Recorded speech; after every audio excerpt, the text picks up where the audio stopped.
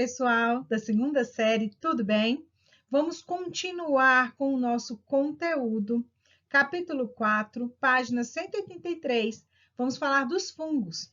Na biologia, eles fazem parte do reino fungi. São divididos em 5 grupos: quidridiomicetos, ascomicetos, basidiomicetos, zigomicetos e os glomeromicetos. Tá bom, professora. Você fala esse monte de nome complicado e daí? O que são fungos? Vamos primeiro às suas características gerais. Olha aí, são macroscópicos ou microscópicos, são unicelulares ou pluricelulares, são eucariontes, ou seja, tem núcleo, né? Tem carioteca, e são heterótrofos, tá? São microscópico ou macroscópico, pode-se ver a olho nu, como pode-se ver só ao microscópio. Eles são uni ou pluricelulares. Os fungos são seres bem diferentes dos outros grupos de seres vivos, tá? Por isso, eles são classificados um reino só para eles, o reino fungi. Apesar de existirem formas unicelulares, nós chamamos de leveduras, né? Levedos, os fungos são organismos eucariontes e heterotróficos. Formados, notem aí no desenho, por um emaranhado de filamentos chamados de hifas. Não são raízes, tá? Não são plantas. A gente nunca pode confundir fungo com planta, porque ele é muito mais próximo dos animais do que das plantas, porque eles são heterotróficos, ou seja, eles não fabricam o próprio alimento. Então, eles são formados por esse emaranhado de filamentos, que nós chamamos de hifas, que podem ser de 2 tipos. Olha aí embaixo, conforme está no livro de vocês. Hifas cenocíticas ou aseptadas, tá? A parede celular das hifas é composta de quitina, mesma substância encontrada no exoesqueleto dos artrópodes. Olha só como há semelhanças mais com o reino animal que com o reino vegetal. O conjunto de hifas forma o micélio, tá? Então, o que é micélio? Um conjunto de hifas, que pode crescer sem parar até quando o fungo encontrar alimento em condições favoráveis para sobreviver. Tem fungos aí maiores que um campo de futebol, tá? Lembrando que o crescimento das hifas ocorre apenas em suas extremidades, ok? Beleza, Suzane, eu entendi. Um monte de nome diferente, vários grupos, são mais próximos dos animais, são heterotróficos, mas são heterotróficos como assim? Como que os fungos se alimentam? Então, certos fungos, muitos deles conhecidos como cogumelos, né? Possuem uma estrutura reprodutora que nós chamamos de corpo de frutificação, que fica acima do solo. Nem todos os fungos têm, tá? Os cogumelos têm. Os fungos são seres que vão utilizar inúmeras fontes de alimento, fontes orgânicas de alimento. A espécie de fungo que se alimenta de matéria orgânica viva, né? Causando doença em plantas e animais. E apodrecimento de frutas, verduras. E há outros fungos que vão se alimentar, cuja nutrição a gente fala que é sapróbia, ou seja, absorve moléculas orgânicas de cadáveres, de plantas, de animais, tá? Que já morreram. Cadáveres de plantas, de animais. Essas espécies de fungos são imprescindíveis na natureza, tá? Porque elas auxiliam as bactérias heterotróficas na reciclagem dos elementos. Então, notem que eu coloquei para vocês aqui um esqueminha. Então, nutrição. Eles podem ser heterotróficos, fazendo reciclagem da matéria orgânica, decomposição. E como que é feita essa alimentação? Como eles recebem esses nutrientes? Por absorção. E essa absorção, ela é extracelular. O que o fungo faz? Ele libera para fora do corpo dele, extracorpórea, suas enzimas digestivas. Depois que ele libera para fora do corpo, o alimento começa a ser digerido, depois ele só absorve, como se ele sugasse, tá? aquele alimento já digerido. Então, é uma digestão por absorção fora do corpo do fungo, tá? Extracorpórea, extracelular. Então, é assim que eles se nutrem. Aí eu trouxe para vocês aqui uma animação mostrando o cogumelo, esse que tem essa parte, esse corpo de frutificação, ele nascendo em vários ambientes e ele vai formando esse corpo conforme tem matéria orgânica aí para ele se alimentar. E aqui tem o nosso resuminho. Então, são heterotróficos por absorção, a digestão é fora do corpo, extracorpórea, podem ser decompositores, podem ser também simbiontes, ok?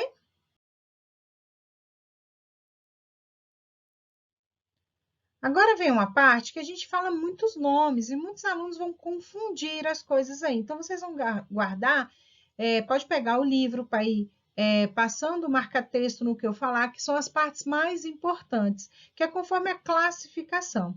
Então, aí a gente tem um cladograma, né, que vai mostrar por que eles formam grupos tão diferentes. Tem aí o primeiro, Chindriomicetos, os quindrídeos, tá? Cerca de 1.000 espécies são encontrados em ambientes marinhos, em lagos, no solo, até mesmo em fontes hidrotermais, Caldas Novas ali, por exemplo. Pode formar colônias como hifas ou viver solitários, como células esféricas, certo? A grande maioria das espécies desse grupo aí é decompositora, embora existam espécies que são parasitas de protistas, de animais, de planta, ok? São os únicos que apresentam esporos flagelados, então é uma característica única deles. Zigomicetos, cerca de 1.000 espécies também, são geralmente encontrados no solo, não formam um corpo de frutificação, né? Aquele chapeuzinho lá do cogumelo. Nesse grupo, encontramos espécies responsáveis pela deteriorização de diversos alimentos, né? Os chamados mofo. Muitas espécies são também parasitas e outras vivem como simbionte em animais. Aqui encontramos espécies de grande valor econômico, porque são utilizados na fabricação de molho de soja, como o shoyu, medicamento anti-inflamatório e anticoncepcionais. A forma mais comum de reprodução desses zigomicetos é a assexuada por esporos. Glomerumicetos são cerca só de 160 espécies. Há pouco tempo, eles estavam agrupados com os zigomicetos. No entanto, os estudos mais recentes com DNA, né, eles estavam analisando centenas de amostras e viram que esse grupo tinha que ser separado dos zigomicetos. Eles também têm um grande valor ecológico, pois formam associações mutualísticas, micorrizas, com diversas espécies de plantas. Então, para fixar aí, os quidridiomicetos, nós temos os quidrídeos, zigomicetos, os bolores, né? Glomerumicetos, micorrizas, e os ascomicetos e basidiomicetos. Os ascomicetos são cerca de 65.000 espécies, tá? São encontrados também no mar, na água doce, na terra. Sua principal característica é ter esporos em formato de ascos, tá? Cada indivíduo pode unir a outro, tá? Possuindo vários ascos, que pode formando os ascocarpos, um corpo de frutificação diferente do cogumelo, parece uma taça. Os ascomicetos então são encontrados desde a forma de leveduras pequenininhas até indivíduos com esse formato aí de taça, igual está na página 246 do livro de vocês, tá? Eles podem ser causadores de doenças e podem ser decompositores, além de ter um grande valor econômico e medicinal. Da onde vem a penicilina, do gênero Penicillium, tá? São utilizados na fabricação de queijos especiais, camembert, roquefort, tá? E na fabricação também da penicilina, esse gênero aí. A principal forma de reprodução é a assexuada. E os basidiomicetos, cerca de 30.000 espécies, são os mais conhecidos, pois entre elas está o nosso champignon do estrogonofe, tá a orelha de pau, que são decompositores, que a gente vê quando tem uma planta que está podre ali, que está entrando em decomposição, eles aparecem ali, tá bom? Aqui também vão encontrar espécies que vão formar micorrizas, uma relação mutualísticas aí. Parasitas também, tá? E como a ferrugem, tá? Que dá muito nas lavouras de café e tudo. A reprodução desses aqui também também é sexuada, a reprodução também é sexuada, tá? Mais frequente ocorre pela fusão das hifas, tá? Que crescem e dão origem aos badiocarpos, um corpo frutífero, né? Que algumas espécies formam esse chapeuzinho aí, popularmente chamado chapeuzinho do cogumelo.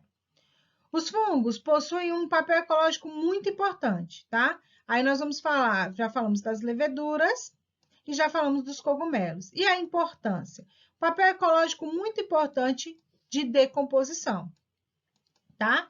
Ele, junto com algumas bactérias, fazem a ciclagem dos nutrientes, né? E essa característica afeta diretamente os interesses econômicos do homem, que acabam sofrendo, né, com o apodrecimento de vários produtos, principalmente alimentos, tá? Então, ele vai fazer o apodrecimento de alimentos.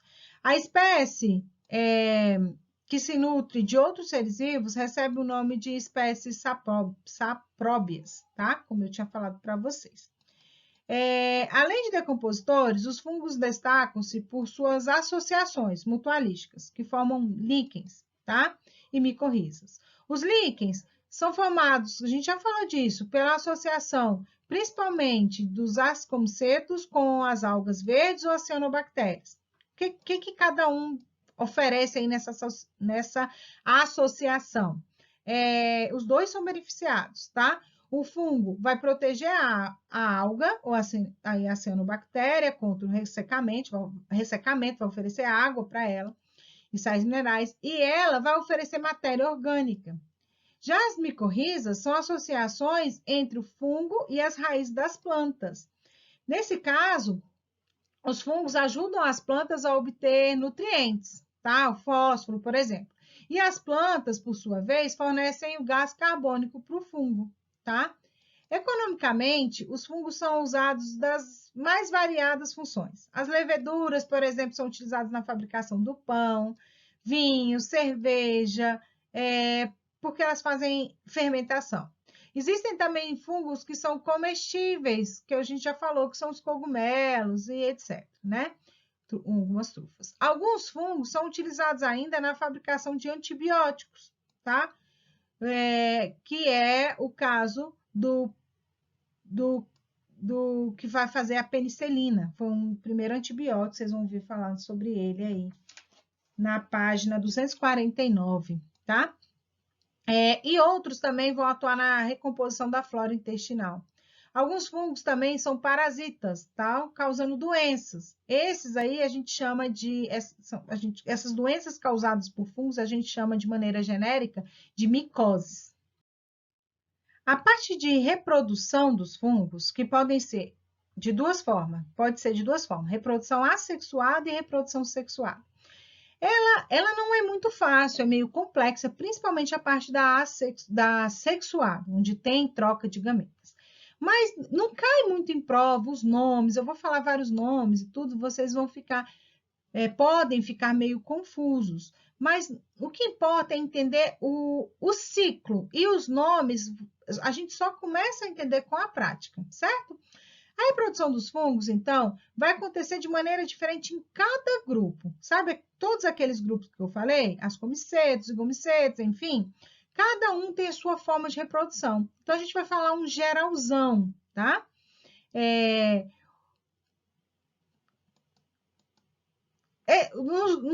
Nos ciclos, eles são representados por duas fases. A fase sexuada, ou a gente pode chamar de telomorfo, e a assexuada, anamorfo, tá? Brotamento. Leveduras, como a da cerveja, vai se reproduzir por brotamento ou gemulação, também pode chamar de gemulação. Os brotos ou gêmulas normalmente se separam do genitor, mas eventualmente pode permanecer aí, como tá aí, do ladinho, tá? Formando cadeias de células. As leveduras, que são a forma unicelular, vão se reproduzir, então, assexuadamente por brotamento, forma mais comum, formando esse broto aí, essa célula filha, a partir da célula mãe. Também pode se formar por fragmentação. É a maneira mais simples que um fungo filamentoso se reproduz assexuadamente. É por fragmentação, tá? O micélio se fragmenta, lá, aquele conjunto de hifas, se fragmenta, originando novos micélios, tá? Então, aqui a gente vai ter um conjunto de hifas que vai se fragmentar, gerando novos micélios. E também por esporulação. Na esporulação, os fungos terrestres ou os corpos de fortificação, né, aquele chapeuzinho lá, por mitose, por isso que chama esporos mitóticos, pela divisão da mitose, pela mitose, células abundantes, leves, são espalhadas pelo meio. Cada célula dessa, ao cair em um material apropriado, né, que tenha alimento, é capaz de gerar sozinha um novo mofo, um novo bolor, etc.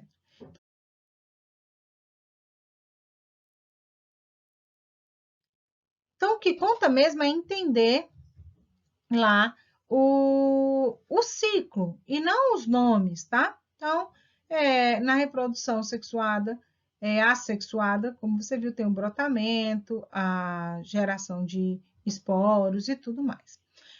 Agora, a reprodução sexuada ocorre em todos os fungos, exceto naqueles que eu falei que eles eram anamórficos, tá? Antigamente tinha o grupo dos deuteromicetos, que é o que só não fazia esse tipo de reprodução. Inicialmente, então a gente vai começar aqui, ó, na plasmogamia. A plasmogamia, ou seja, a fusão de hifas de organismos geneticamente distintos. Então, eu tenho aqui um organismo fundindo com outro. Tá vendo que eles eram distintos e estão fundindo aqui, tá? Tá vendo aqui a fusão desse organismo, ok? Em seguida, olha o que acontece aí depois. Ocorre a cariogamia, a fusão dos núcleos. Então, aqui, eles eram haploides. Tinha metade do material genético. O material genético completo, ele é 2N, certo? 2Ns. Quando você tem só N, significa que é haploide. Quando você tem 2Ns, diploide. Lembram?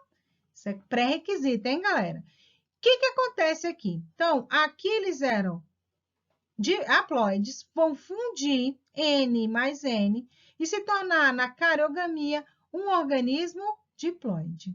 Esse núcleo aí é chamado de zigoto, estão vendo? Após a formação, ocorre a meiose, tá vendo esse R? Meiose, onde os núcleos se dividem e voltam a ter a metade do número de cromossomos, se tornando haploide. Então, aqui eles são diploides, depois sofre uma mitose e volta a ser N, certinho? Beleza. E o que acontece depois disso aí? Posteriormente, tá? Há uma mitose, formando esporos. Esses esporos são liberados de maneira distintas. Podem ficar suspensos no ar, serem levados pelo vento, a grande distância, ou até mesmo por animais, tá? Pode ir para qualquer lugar. Alguns fungos não produzem esporos, então a reprodução acontece por mitose, após a fragmentação do micélio. Perfeito? E assim a gente encerra. Agora é com você. Vou deixar aqui para vocês uma atividade das páginas 247 e 248. Deixarei também aqui uma sugestão para quem quiser complementar o conteúdo. É uma aula do biólogo Samuel Cunha, tá? Muito legal. É só entrar aqui nesse endereço, né? que vocês vão ter acesso ao canal dele com a aula sobre fungos, beleza? Gente, tem muito exercício para fazer. Além desses que vai ser feita a correção, tem uma série de atividades aí no livro. Qualquer dúvida, é só escrever aqui no comentário que eu prontamente responderei vocês. Um beijo e até mais!